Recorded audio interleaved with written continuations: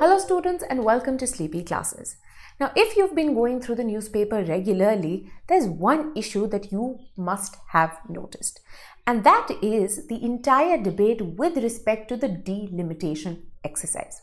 Since the Union government and specifically the Home Minister has rekindled this conversation with respect to delimitation, it has prompted a varied response of reactions, right? And especially from the southern states, and particularly Tamil Nadu, has been at the forefront pointing out the issues that this entire exercise is going to face, which will have a wider impact in the way in which one conceives of the Indian democracy as well as the Indian model of federalism.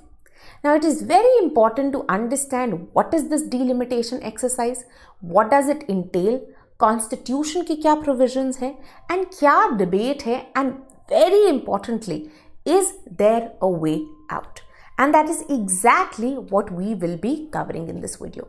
Now, before moving ahead, just to let you know that from 13th to 15th of March, we will be having a Holi discount, and you can use the code GULAL15.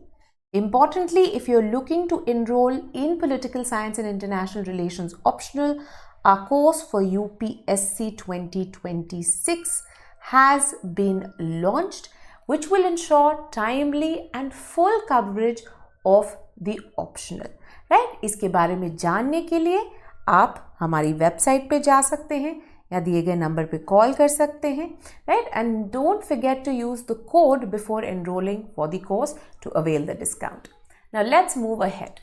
Now very importantly, as we discussed early on, since this conversation has started again with respect to delimitation since 2026, right? 2026 तक जो है एक freeze लगाया गया था जो कि ख़त्म हो जाएगा, right? 84th अमेंडमेंट एक्ट के तहत ये जो एक फ्रीज लगाया गया था वो एक्सपायर हो रहा है 2026 में, which is why this conversation has now again grabbed national headlines. Now, in response to the same, at an all-party meeting which was convened by the Tamil Nadu CM Stalin, he has now asked the union government to suspend any such plans, right? So basically उनका proposal क्या है that 2026 में in 2026 that this exercise that you plan on undertaking, which will lead to a rekindling, a sort of reformulation and reimagination of constituencies, which will impact the number of seats that states enjoy in various legislative houses, particularly the Lok Sabha, right, which is the matter of huge contention. Now, what is his proposal? That rather than rekindling this conversation again, you put a permanent freeze to it, or at least for another 30 years. That means till 2056, let's not have a conversation about this again. Now, for those of you who aren't familiar with delimitation, delimitation का मतलब क्या होता है? अब हमें पता है elections, right? Democracy की जब हम बात करते हैं, और democracy, we look at democracy as the rule of the people.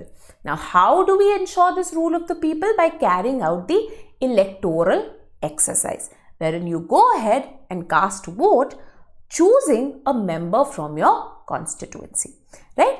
पर आपने वोट कहाँ कास्ट करना है और आप किसके लिए वोट दे रहे हैं, वो आपकी कॉन्स्टिट्यूएंसी पे डिपेंड करता है, और यही कॉन्स्टिट्यूएंसीज जो हैं उससे सीट जीत के फिर वो इंसान लेजिस्लेटिव हाउस में बैठते हैं.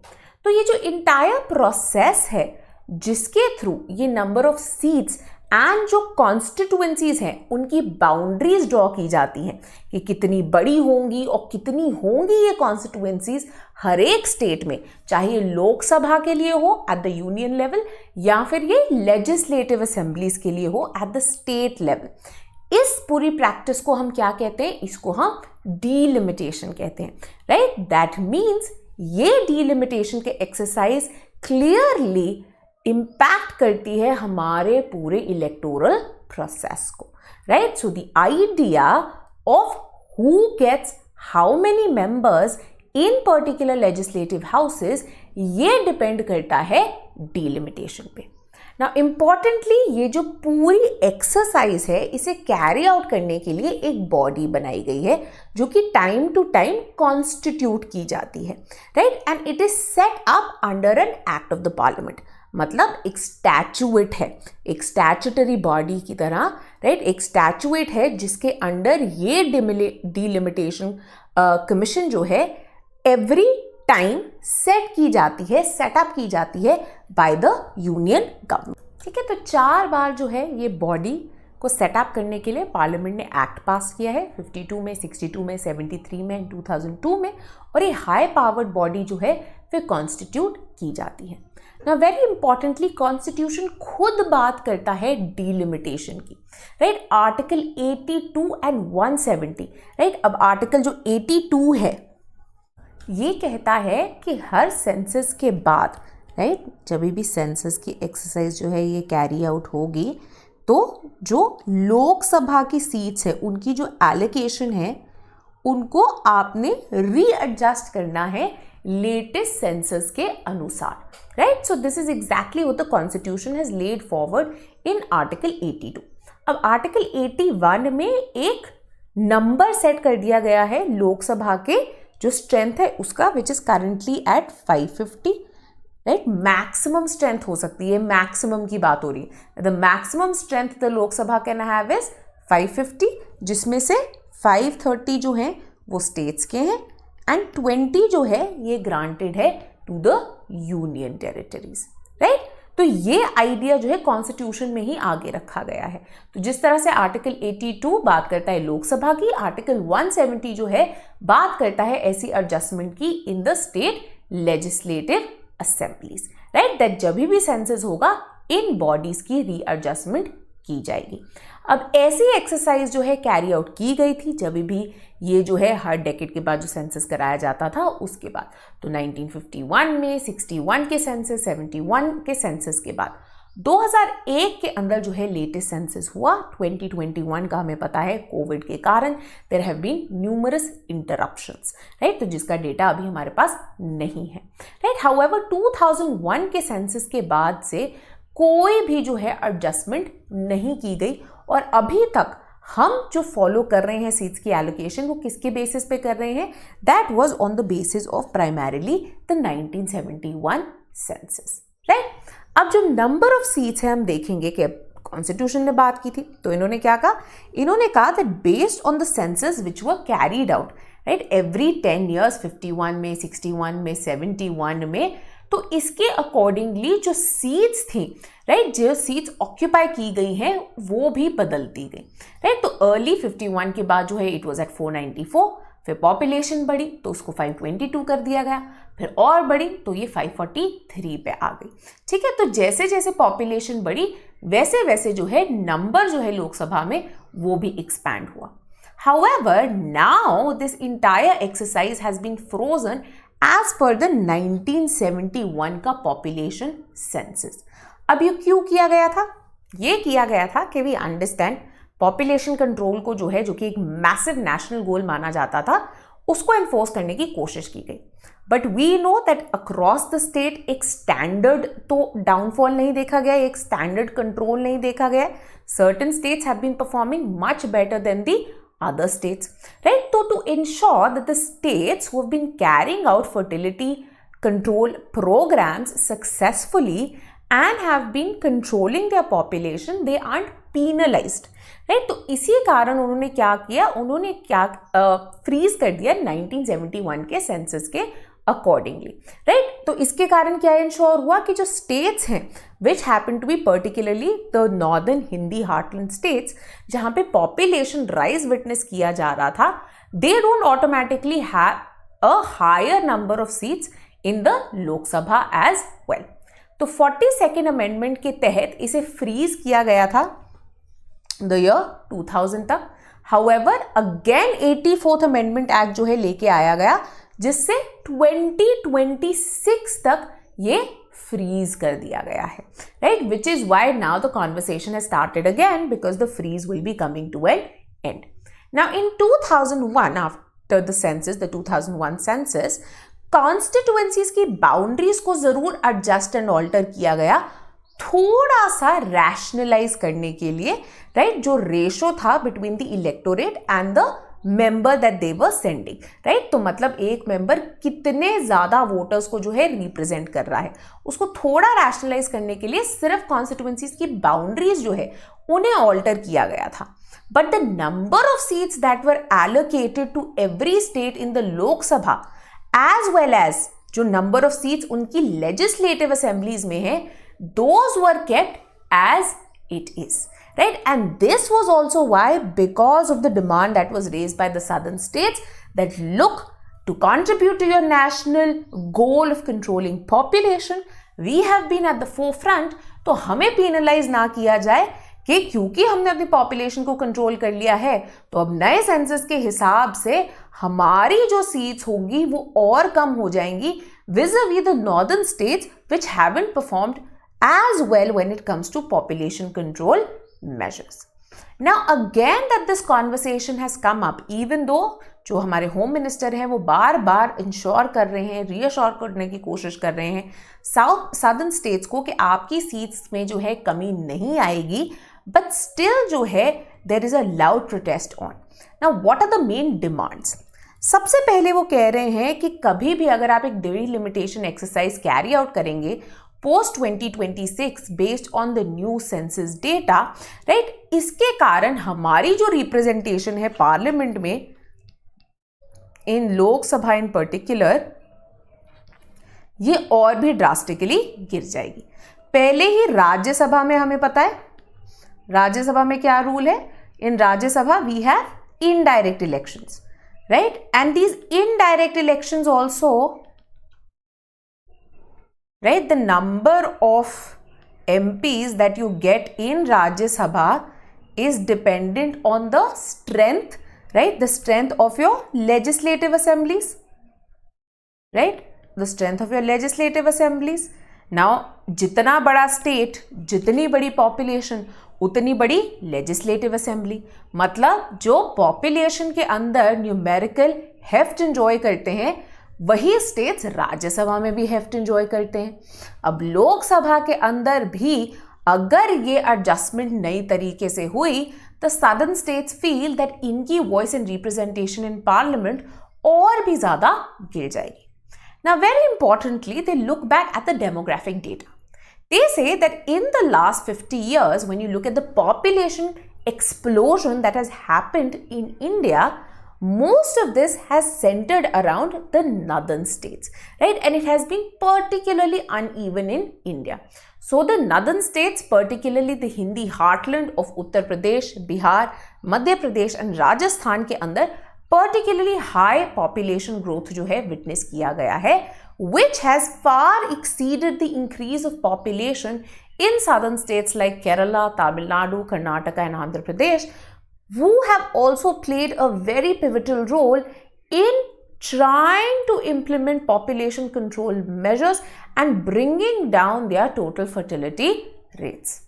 Now, there are two options with respect to the adjustment जिसकी conversation चल रही है, right? Two options क्या है? पहले तो वो बोल रहे हैं कि as per the revised delimitation based on the new census data that comes, right, following to 2026, one option that we can carry out with is कि जो current strength है, right, maximum 550 allowed है, अभी 543 के अराउंड है, तो हम ये 543 states के अंदर ही जो है readjustment कर देंगे, राइट, रीडिस्ट्रीब्यूशन कर देंगे वेरियस स्टेट्स में। हाउएवर यहाँ पे क्या होगा अगर रीडिस्ट्रीब्यूशन हुई, obviously if you are keeping the number of seats same, so to increase the seats in states where population has increased, someone else will have to sacrifice their states, which means that net gain जो है in northern states को होगा and loss of seats जो है southern states को होगा। दूसरा option to prevent any such decrease in the number of seats of southern states is that you increase the total number of seats itself, right. तो एक जो article 81 के तहत एक मैक्सिमम नंबर की बात की गई है, आप उसे अमेंड कर देते हैं and you expand the number of seats in Lok Sabha from 543 to something close to 848, जिसके थ्रू proportionate increase जो है हो जाएगा various states के लिए भी as per the new census data. However, even if यहाँ पे कमी नहीं होगी seats की to the southern states, right? So the number of seats that they enjoy currently, right? उससे गिरेंगे नहीं, वो fall नहीं होगी.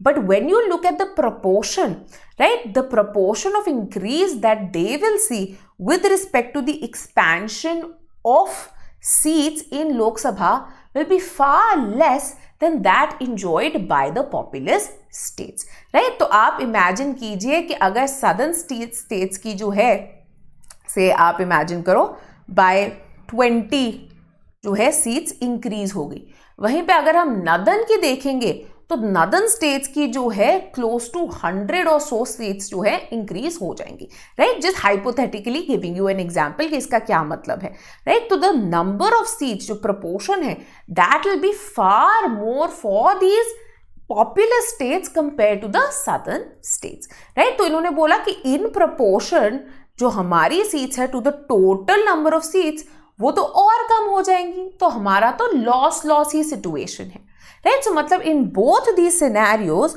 the southern states along with the smaller states, right? तो नॉर्थ इंडिया में जो smaller states है जैसे कि पंजाब हो गया, हिमाचल हो गया, उत्तराखंड हो गया, as well as the smaller northeastern states, they will be at a disadvantage because या तो इनकी सीट्स गिरेंगी या फिर इनकी अगर सीट्स बढ़ी भी it will be far less than the seats increase in big populous states like Uttar Pradesh, Bihar, Madhya Pradesh and Rajasthan, right?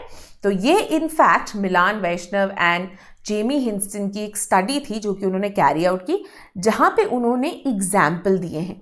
Table 1 बात करता है कि अगर हम 543 नंबर ही जो है कायम रखते हैं एंड इसी को रीएडजस्ट करते हैं based on new census data, right, in after 2026. तो यहाँ पे आप देख सकते हैं that when it comes to the popular states like Uttar Pradesh, Bihar, Rajasthan, Madhya Pradesh, they will all end up gaining seats. जहां पे सबसे बड़ा विनर कौन होगा? UP gaining 11 seats followed by Bihar with 10 seats, then Rajasthan at 6 seats and then Madhya Pradesh at 4 seats. वहीं पे when we look at the southern states, right, you see that they all have a fall. Tamil Nadu will lose around 8 seats, Andhra and Telangana another 8 seats, Kerala भी 8 seats lose कर देगा, Karnataka somewhere around 2 seats, and again the smaller North Indian states will also end up losing 1 seat each. Now to say, let's look at the other scenario, right? That you don't keep the limited number as it is and you expand the number of seats in Lok Sabha to around 848. Then what will happen? Again, we have data in front of us. Now again, when you look at the top 4 populous states, you look at the net gain, right? The number of seats that they will end up gaining. Uttar Pradesh will gain somewhere around 63 seats, followed by Bihar at 39, then 25 seats for Rajasthan and 23 for Madhya Pradesh. Now you compare this to the seat gain that southern states will have, right? Only 10 for Tamil Nadu, for Andhra and Telangana around 12, Kerala will end up gaining no seat at all, and there will be 13 for Karnataka. So in fact, even if you end up combining all of these, right, अगर आप इन सबको भी combine कर देते हैं, right, 35 seat ही ये बनती हैं, which is less than both that of Bihar as well as UP. UP के तो almost आधा ही है, right? So they end up losing in this regard as well when it comes to proportion of increase in the new total of Lok Sabha, right? Which is why they have been raising their voice against this readjustment. Now, there have been other scholars and politicians who also come forward to discuss this idea, the good and the bad about it. Now, first is P. Chidambaram. He says that you have to understand that yes, when you look at democracy, the entire idea of elections is based on the idea of democracy, wherein I am one person and I enjoy one vote, right? So her citizen के पास एक vote है जो कि basic principle होता है democracy का, जिसके basis पे ये डिलिमिटेशन का आइडिया माना जाता है. But now they say that if you look at this new kind of seat allocation, right, or the way in which seat allocation has come to be because of uneven rise of population, it is very, very skewed or disproportionate, right? So one member in populous states will represent lakhs and lakhs of people, right? Way more than the number of people who will be represented by one member of parliament in the southern states, right? जिसके कारण जो है एक crisis of representation भी निकल आता है, जिसको वैष्णव एंड हिंस्टन हाईलाइट करते हैं. P. Chidambaram says that while I note that there is another issue at hand, which is that of federalism. And India को अपने democratic mandate को balance करना है with the federal aspirations as well. Now he says that if you look at the present Lok Sabha, यहाँ पे already southern states की जो voice है थोड़ी limited है, जहाँ पे they enjoy 129 out of 543 seats in the Lok Sabha. Now if the 543 वाला mandate is to continue, इनकी वॉइस जो है और ज्यादा गिर जाएगी to only 103 upon 543 out of 543. He in fact ends up giving another example also that he says कि अगर आप 848 तक भी एक्सपैंड कर लेते हैं सीटों को, उसके बाद भी जो साउदर्न स्टेट्स है they will end up suffering. Why? Because if you look at this present strength, right, or even the diminished one, so according to this comes to around 23% of the parliament का जो total strength है.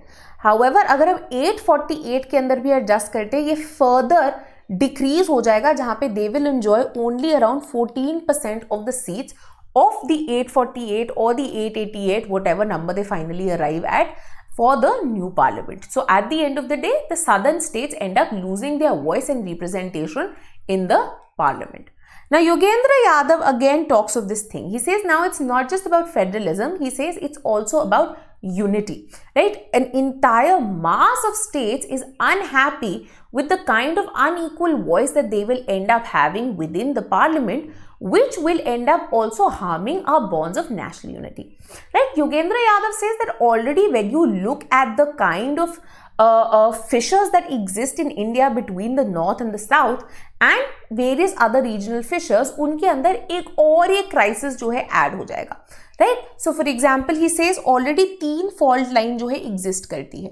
The first fault line is obviously cultural in nature, right? Cultural in nature जो north versus south है, and that again we've been witnessing particularly on the basis of language.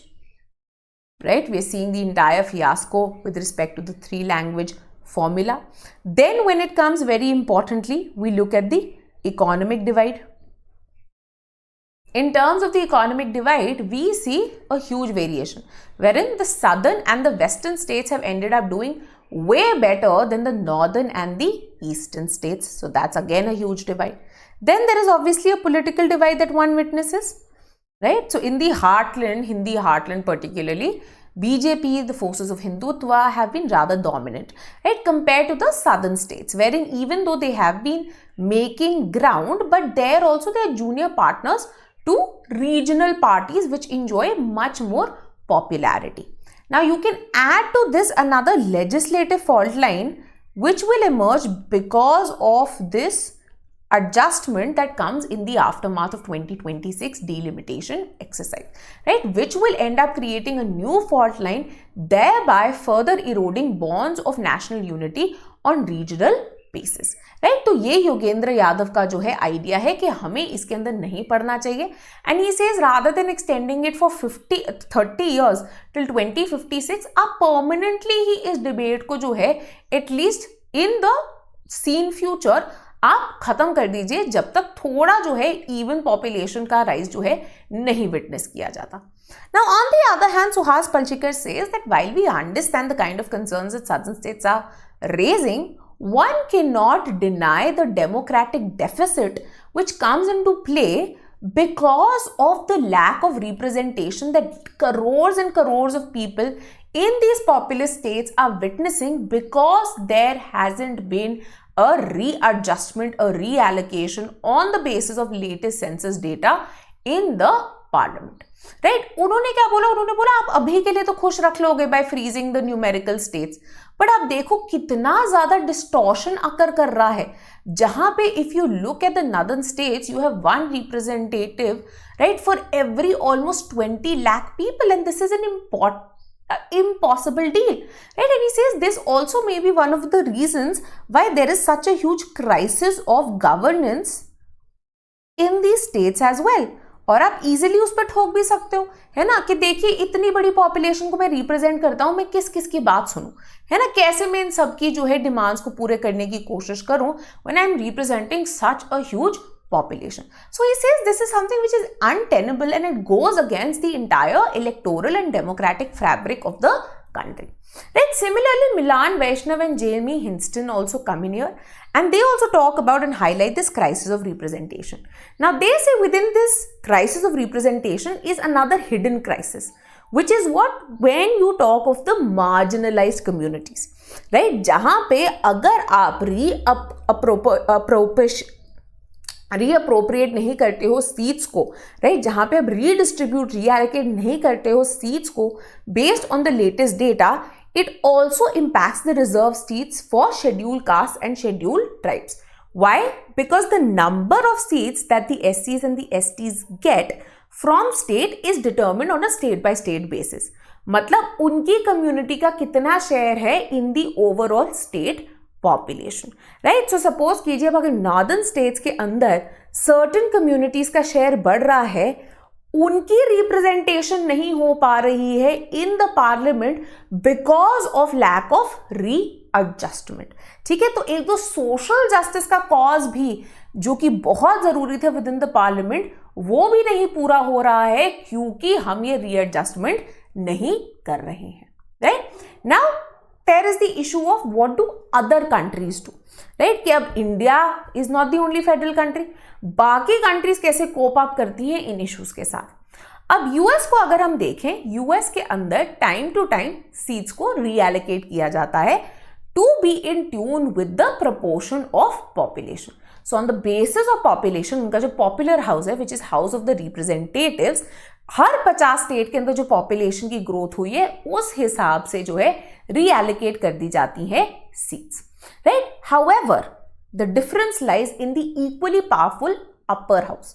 जब हम upper house की बात करते हैं तो यहां पे हर स्टेट को इक्वल वॉइस देने के लिए 2 members ईच एलोकेट किए गए हैं to the Senate, which therefore ends up making a huge difference for them.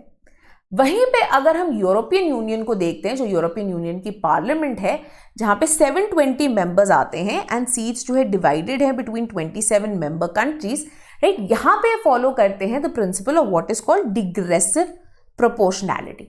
और इस प्रिंसिपल के अंडर क्या होता है, यहां पे बेसिकली जो इंक्रीज इन सीट्स होता है, राइट, जो ratio of population to number of seats है, ये इंक्रीज होगा जैसे जैसे पॉपुलेशन जो है ये इंक्रीज होती है, right. So for example Denmark की पॉपुलेशन अराउंड 60 लाख है जिसके पास 15 सीट्स हैं, राइट. सो इवन दो एक इतनी कम पॉपुलेशन में 15 सीट उनके पास है विच इज अराउंड 4 लाख पर मेंबर. तो हर रिप्रेजेंटेटिव रिप्रेजेंट करता है अराउंड 4 लाख लोगों को. वहीं पे अगर हम जर्मनी की बात करें जिसकी 8.3 करोड़ की पॉपुलेशन है, इनके पास 96 सीट्स हैं, right, which is again more. Every member is representing around 8.6 lakh people. But जैसे ही, राइट, जैसे ही इनकी प्रोपोर्शनल ज्यादा होगी, राइट, पॉपुलेशन जो है और बढ़ जाती है, जो ये रेशो है, right, of population to number of seats जो है और बढ़ जाता है, ये सीट की जो है रीएडजस्टमेंट कर देंगे ताकि बहुत ज्यादा स्क्यू ना हो जाए जो प्रपोर्शन है और जो रिप्रेजेंटेशन है, राइट. तो ये कुछ इंटरनेशनल प्रैक्टिस जो है फॉलो की जाती है. Now, इंडिया के लिए what is the way ahead? How do we think this through? पहली चीज तो वैष्णव इंस्टेंस थे कि देखिए हमने ना ये बहुत बड़ी गलती कर दी. पहला तो ऑब्वियसली अब हमारे पास एक चारा ये है that you pull the band-aid off. He says freezing it perpetually is really something which will not suit India and ये बहुत massive एक representational and democratic deficit जो है create कर देगा leading to even governance का crisis. Right? So he says that you will eventually have to readjust the seats as per the population. So one of the options they say is obviously pull the band-aid. Right? जहाँ पे दुखेगा, जहाँ पे protest होंगी, but then maybe they will adjust. And they said this was supposed to be the last option. In fact, अगर आपने पहले से ही gradual approach follow की होती, rather than freezing it till 2026, आपने धीरे धीरे धीरे धीरे करके ग्रेजुअली जो है इन प्रपोर्शन इंक्रीज किया होता नंबर को, तो इतना शायद उन्हें धक्का भी नहीं लगता, राइट। एंड जो एक स्विच था वो ग्रेजुअली आता, but obviously there is no point crying over spilled milk, time तो वापस आ नहीं सकता, वो तो हम कर नहीं सकते, तो this is something which is out. Now Alistair McMillan एक सजेशन आगे रखते हैं, right? What is that suggestion? As the union government has also been talking about, that you increase the number of seats in the Lok Sabha itself, right? So rather than 543, you come to an 848 or an 888. You basically expand the number of seats. अब इसके दो advantage हैं। पहली चीज तो this will increase the number of MPs, जिसके through जो constituencies का साइज बढ़ता जा रहा है, जिसके कारण क्राइसिस ऑफ रिप्रेजेंटेशन आ रहा है, वो करेक्ट हो जाएगा। Secondly and importantly, this will also be more politically feasible, right? जहां पे कोई भी स्टेट की absolute decline in number of seats जो है in the लोकसभा वो नहीं होगी, right? अब वो proportionate increase obviously will be way less than say some other states, but at least this is more palatable than a fall in the number of seats that you have in the Lok Sabha. Then secondly, Vaishnav and Hintson क्या suggest करते हैं कि एक और चीज जो आप कर सकते हैं कि आप रीएडजस्ट तो करें ही करें, बट इसी के साथ साथ आप कुछ रिफॉर्म लेके आए in the upper house which is the Rajya Sabha और the council of the states. Now this is suppose to represent the voice of the states, जो काफी बार नहीं हो पाता है, एंड इसके अंदर हमें कुछ ट्रांसफॉर्मेशन चाहिए। सबसे पहले तो ये कहते हैं 2003 की अमेंडमेंट के तहत जो आपने डोमिसाइल का फीचर निकाल दिया था, दैट आपका डोमिसाइल स्टेट में होना जरूरी नहीं है अगर आप राज्यसभा के लिए कंटेस्ट कर रहे हैं किसी भी स्टेट से, वो गलत था, ठीक है। तो आप उसको रीइंस्टेट कर दीजिए, दोबारा डोमिसाइल वाला आइडिया लेके आइए, because a person from the state can represent the grievances, the demands, the needs of the state in the upper house, in the council of the states, right, which will help it become more effectively representative as well. Secondly, ये एक और चीज कहते हैं that rather than relying on indirect elections, you follow the US like path. You have direct elections, but direct elections for a fixed number of seats. So rather than indirect elections, wherein the number of seats that you enjoy again depends on the strength of your legislative assemblies, which again ends up favoring the more populous states, आप US की तरह certain seat fix कर दो, 2 each state, 3 each state, 10 each state, whatever you think, ताकि वहां पे एक egalitarian nature of the house and equality of voices of the states जो है वो निकल के आ सके, एंड वहां पे the states feel represented. But इसी के साथ साथ आपको ट्रांसफॉर्म भी करना होगा Rajya Sabha, that rather than a puppet house, ये genuinely the house of elders बने, राइट। तो यहाँ पे जो आप कंटिन्यूसली इसको अंडरमाइन करने की कोशिश कर रहे हैं, इसकी पावर स्नैच करने की कोशिश कर रहे हैं, उसको करने की जगह आप इसे और एम्पावर कीजिए, ताकि even the southern states, because of the kind of representation that they enjoy in the upper house, they feel seen, they feel represented, right? आपको क्या लगता है कि इनमें से कौन से ऑप्शंस जो है सबसे वर्केबल है? हमें बताइए in the comments below. Lastly, जैसे कि मैंने बोला था, गुलाल 15 का डिस्काउंट हमारे PSIR एंड बाकी कोर्सेज भी सारे प्रोडक्ट्स पे लागू है। इंपॉर्टेंटली, अगर आप ऑलरेडी अपने फाउंडेशन कवर कर चुके हैं बट PSIR के करंट अफेयर्स के लिए कोप अप नहीं कर पा रहे हैं, तो UPSC फाउंडेशन 2026 के under we have a separate current affairs course also for only ₹6,000, जिसके ऊपर फर्दर आपको 15% डिस्काउंट मिल सकता है, जहां पे आपको monthly video lectures detailed coverage के साथ for both paper 1 and paper 2 provide किए जाएंगे फ्रॉम जनवरी 2024 टिल मेंस 2026, ताकि जितने भी डायनामिक इश्यूज हैं इन PSIR उन्हें आप कॉम्प्रिहेंसिवली कवर कर पाए। This was all from me today. Thank you and keep watching sleepy classes.